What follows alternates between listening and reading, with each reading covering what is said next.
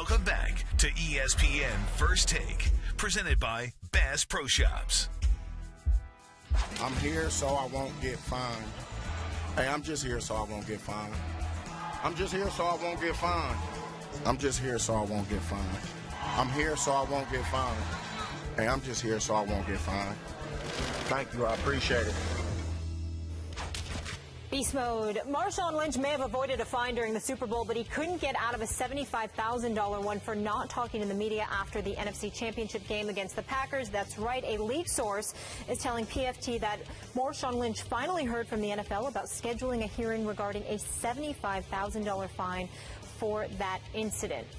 Now, we never heard about it because it wasn't previously reported or disclosed, but according to the source, Marshawn filed his appeal months ago and just learned his hearing is scheduled for tomorrow. Stephen A., your thoughts after learning this? First of all, I'm happy that he was fined. Secondly, I'm not satisfied with the amount. As far as I'm concerned, if at the appeal hearing, I'd want him to tell me why it shouldn't have been more than $75,000. Should have been double, as far as I'm concerned. That's where I stand. Now, in the interest of full disclosure, let me break this down, because I'm incredibly passionate about this subject, so much so I challenge anybody. I look forward to anybody that'll come in my face to debate what I'm about to say. And I want to preface my comments by saying I have no personal issue with Marshawn Lynch. I'm a fan of this brother in terms of what he does on the football field and in terms of what he says he does in the community in Oakland and beyond. I respect the brother's realness.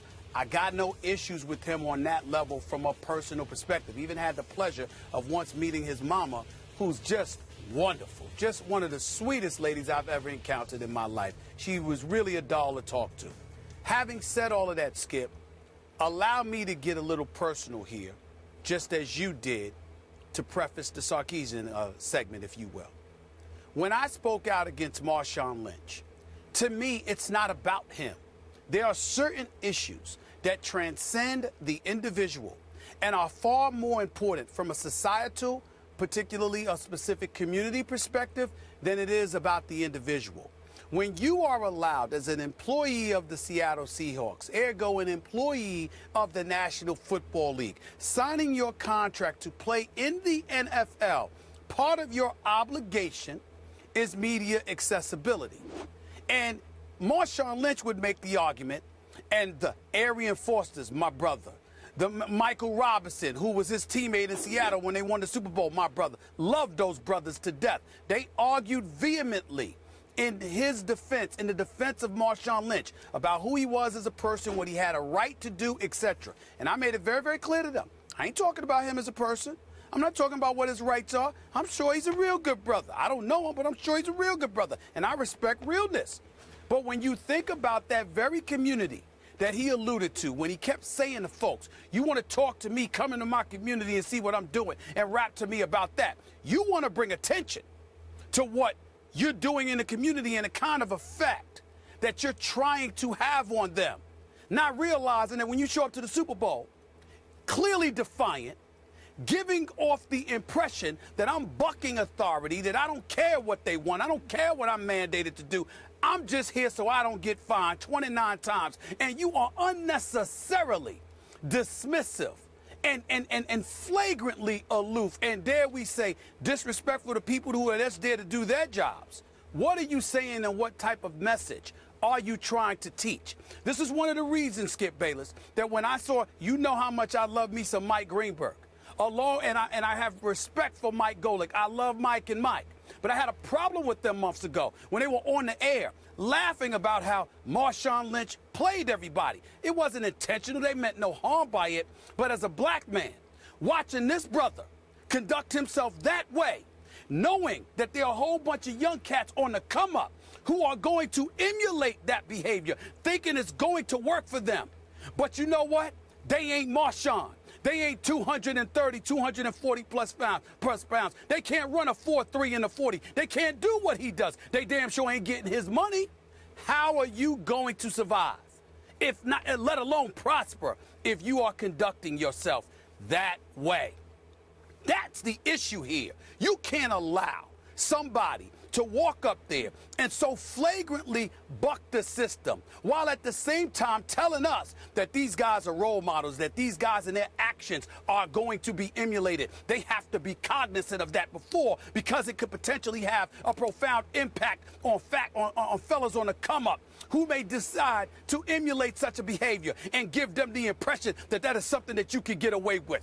You have to send an emphatic message. You will not get away with something like that. We all must sit up there and capitulate to some degree. And the reason I brought this subject up to you, Skip Bayless, and I wanted to do it so desperately, Skip, this is one of the subjects that I brought up.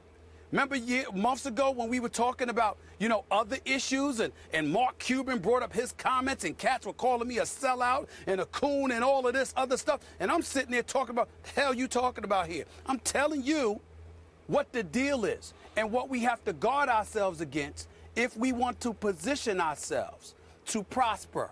And if you emulate certain kind of behavior, it will work against you, because it will be held against you. And you have to send the message that there are certain things that you simply cannot do.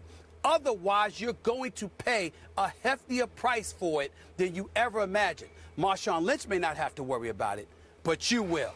And we have to discourage something like that. And that's why I'm happy that the NFL took the position. We will find you. We will find you, and we will make sure that you know this is not something that you need to do, lest it's going to cost you. Okay. I have no problem with it. Help me out a little bit here. Take me a level deeper.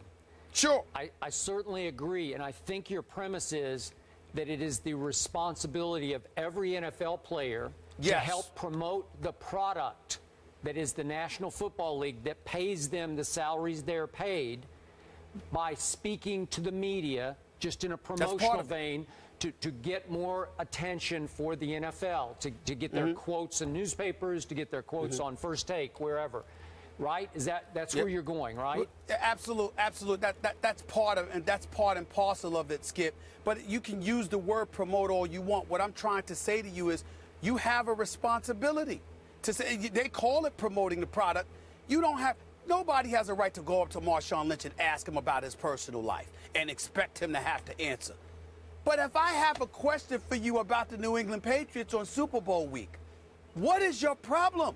If I have a question about you running the football, what is your problem? This guy wasn't available to talk to the media when Pete Carroll passed on giving him the football a half a yard away from the goal line, but he could talk to Conan O'Brien and tell him. I mean, come on, man. Okay, you've got to be kidding me. Okay, I'm with you. You lost me a little bit. Is it just a black issue, or is it just a player issue? Wouldn't you say that for any player? I'm saying to you it's a player issue. All I'm confessing to you about is that there are players on the come up who look like Marshawn Lynch, who come from the same kind of community as Marshawn Lynch, who would emulate him, and they don't happen to be white, Skip. With you. Okay, now, remember, Marshawn did beat the system a little bit here, because he got even more famous by what he didn't say or wouldn't say at the Super Bowl, and it helped him get, to some degree, the Skittles endorsement in the Progressive Insurance national TV ad. So some young players coming up will say, well, but he won. He got fined $75,000. I agree with you, it should have been more, but I don't know how much he made from those 2 national endorsements, but it's a whole lot more than $75,000, I'm going to guess, right? But my response to that, Skip Bayless, that's fine, good, and dandy. But if you've got Mike and Mike on the air bringing up that point to laugh and talk about how he played the system, somebody on the come up trying to emulate that kind of behavior who looks like him but doesn't get over, and they end up doing. Are you going to laugh at that? No. It's not. I'm saying it's not funny. It's because it's damaging to my community. I have a problem with it. And yet, you said he shouldn't be asked personal questions unless he wants to volunteer that information. Remember that piece? I think it was an E60 piece that Jeff Chadia did, where he went into Oakland, into the neighborhood with Marshawn. And it was terrific, because when Marshawn wants to talk, he can really talk, man. Yes, and he has a story to tell. He has a lot to say. He has a lot of wisdom in him that just spilled out in that piece. So that's when he chooses to, it's there. So, again, that I like the example he set in that piece, and I don't know why he couldn't just carry that on into the Super Bowl week. I have no idea. I don't mean to say that the media doesn't have a right to ask you questions, because delving into you or whatever, they may have to ask you some personal questions. You have a right not to answer. But as it pertains to the sport play, Skip Bayless, LeBron James is the best basketball player in the world. LeBron James gets interviewed all the time. Do you really think LeBron James wants to do as many interviews as he has to do? Do you really think that LeBron wants to talk? Of course he doesn't. What about Dwayne Wade? What about Derrick Rose? What about Carmelo Anthony? What about Kobe Bryant?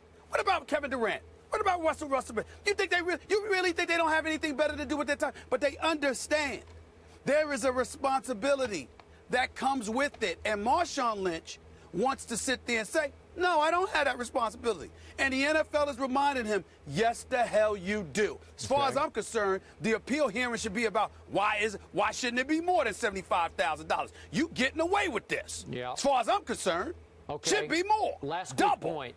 Remember also, this is Marshawn's 9th season in the National Football League at age 29, and at some point it will end for Marshawn, and maybe he would look back and he might regret that he didn't make himself a little bigger personality. Go ahead. But it's not about what he regrets. It's about the NFL and professional sports or any entity serving the reminder to Joe Public that you don't get to walk in and just do what you want to do when you sign on board to be a part of this. You have to capitulate and acquiesce just like everybody else. That's what you have to send. Got it. Point made loud and clear, Stephen A. Thank you. And we go from one guy who doesn't want to talk to the media to another guy who is and maybe shouldn't be. Is Jake Gruden taking shots